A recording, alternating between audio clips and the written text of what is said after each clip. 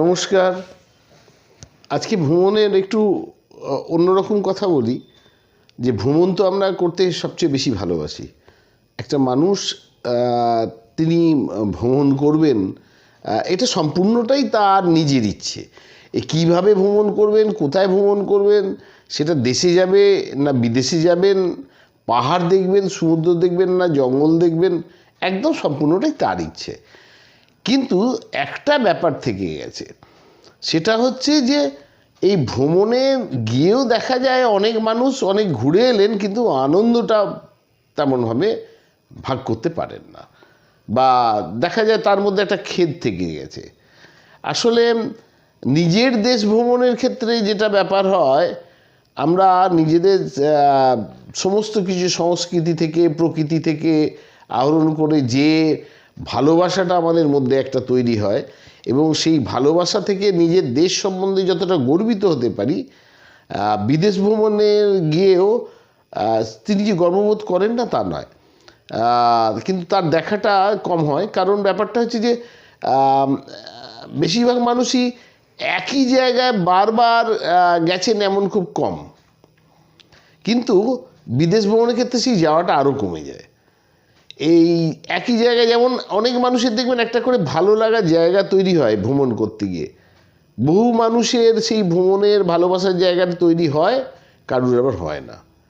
যেমন একই মানুষের আমি দেখেছি, ভিন্ন মানুষের বলবো, যে পুরী তার এত বেশি ভালো লাগে, এই ধরনের কাজ করতে গিয়ে বিভিন্ন মানুষের সাথে জিজ্ঞাসাবাদ করতে গিয়ে দেখেছি পুরীতে কোনো মানুষ গেছেন আমার জানা, কেউ 60 বার গেছেন, 70 বার গেছেন, 80 বার গেছেন, এমন মানুষ আছেন।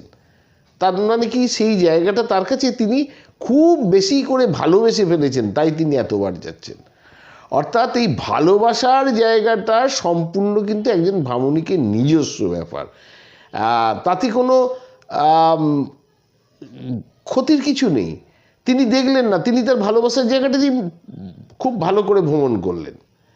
তেমনিভাবেই আমরা যদি দেখি, অনেক মানুষ আছেন তিনি বলেন বেশি দূর যাননি, কিন্তু তার এলাকাটা ভীষণ ভালো চেনেন, তিনি তার জেলাটাকে ভীষণ ভালো চেনেন। প্রতিদিন সকালবেলা তিনি বেড়াতে বেরোন। বাঙালিরা এই বেড়ানোকে এত বেশি ভালোবাসে, যার ফলে দেখবেন যে আমাদের সকালে যে মর্নিং ওয়াক ইংরেজিতে বলা হচ্ছে, কিন্তু আমরা বাঙালিরা বলি প্রাতঃভ্রমণ। সন্ধেবেলায় বেরোলে আমরা বলি সান্ধ্য ভ্রমণ। অর্থাৎ শুধুমাত্র সে শরীরচর্চাই করছে না, সেই সময়ের যাওয়াটায় তার একটা মনের চর্চা হচ্ছে, এবং এই মনের চর্চাটা ভীষণভাবে দরকার। তার মানে সে সারাটা দিন কিন্তু ভ্রমণের সাথেই থাকছে। অর্থাৎ এই ব্যাপারে আমাদের বিভূতিভূষণ বেশি করে দেখিয়ে দিয়ে গেছেন। অন্যান্য বড় বড় লেখকরা বিভিন্ন জায়গার বিভিন্ন বড় বড় ভ্রমণ কাহিনী লিখেছেন খুব সাধারণভাবে। বিভূতিভূষণ এত সুন্দরভাবে বলে গেছেন যে প্রতিদিনকার আমাদের যে অজানা অচেনা জায়গাটায় নিজের গিয়ে খুঁজে বার করাটাই আমাদের কাছে একটা বড় ভ্রমণ। তো সেই সূত্র ধরেই বলি যে ভ্রমণ কিন্তু আপনার কোনো দিনই শেষ হবে না। প্রতিদিন আপনি কিন্তু এক একটা জায়গাকে নতুন করে দেখবেন। যারা একই জায়গায় গেছেন মনে করুন 25 বছর আগে, সেই জায়গাটা 25 বছর বাদে গিয়ে দেখবেন আপনি নতুন করে আবিষ্কার করছেন। তার পারিপার্শ্বিক এবং প্রাকৃতিগত কারণে অনেক চেঞ্জ হয়ে গেছে, এবং এই চেঞ্জটা আবার নতুন করে আপনি দেখতে যাচ্ছেন। তারপরে একটা ভ্রমণ আপনার একটা জীবনে কমপ্লিট হচ্ছে না, আপনি বারবার সেই জায়গায় যাচ্ছেন, বারবার দেখছেন সেই প্রিয়তম জায়গাটাকে। কিন্তু অন্যান্য পারিপার্শ্বিক জায়গাগুলো, যেগুলো আপনি হয়তো অনেক দিন আগে গেছেন, কিন্তু এখন যদি গিয়ে যান তাহলে দেখবেন যে আপনি মূল জায়গাটাকে আপনি চিনতে পারছেন না। তো এই চিনতে পারা বা না পারার ব্যাপারটা তো থেকেই গেল, যার ফলে আমরা বলি যে একজন যত বয়স্ক মানুষ তিনি যত বেশি দেখেছেন পৃথিবীটাকে, আমাদের দেখা হয়নি।